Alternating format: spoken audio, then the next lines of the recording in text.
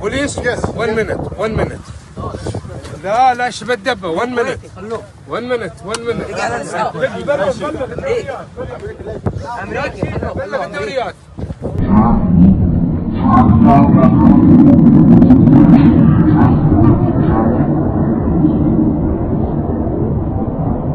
شوف يا واحد شوف هذا المسير يا الربع. شوف نزلوا هذول ايرانيين مدري شنو. شوف يا واحد شوف هذا المسير يا الربع. شوف نزلوا هذول ايرانيين. It shows a plane falling from the sky that CNN has been able to identify as either an F-15E or an F-18 fighter jet, a twin-engine jet.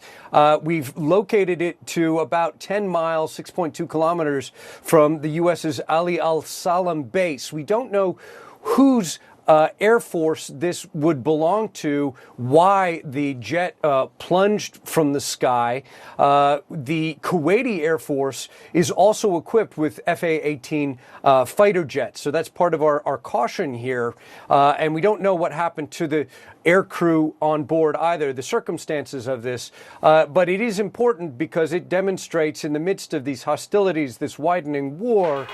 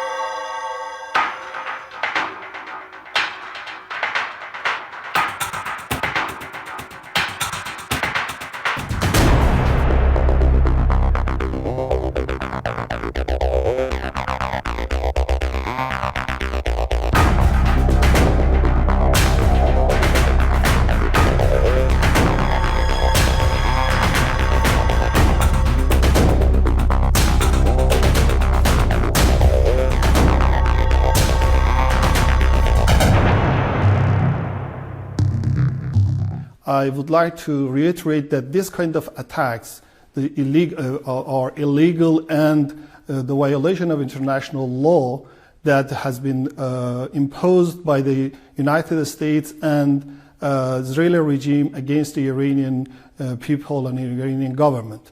And one of the examples of this criminal activities for terrorizing of our supreme leader that has been done unprecedented action against the one sovereign state.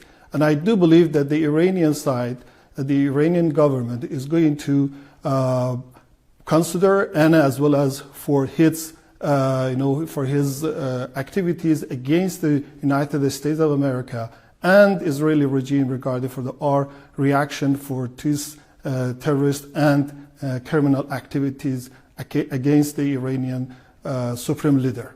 And so that this is very important to raising a public awareness in international public opinion that this kind of activities has been doing by Trump and Netanyahu. All of them are illegal, all of them are unprovoked, and the very important examples of the violation of international law, and so should be prohibited, should be prevented.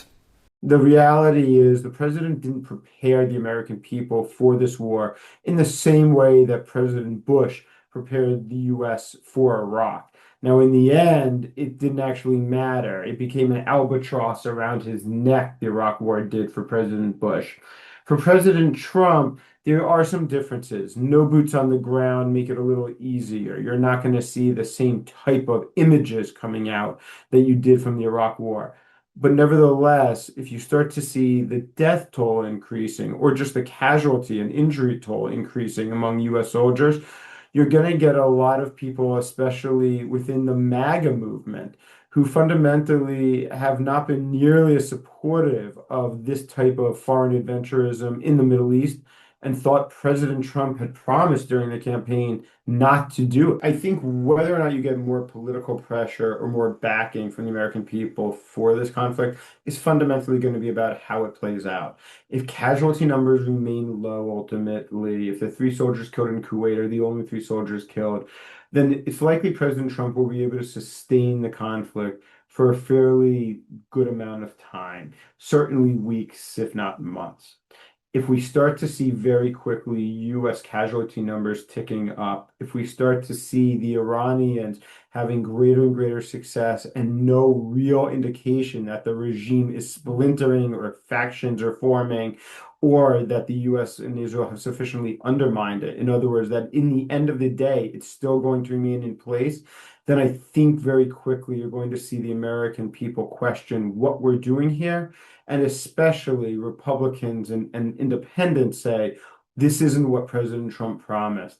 Now, for President Trump, I don't think he has a regime change or a day after strategy.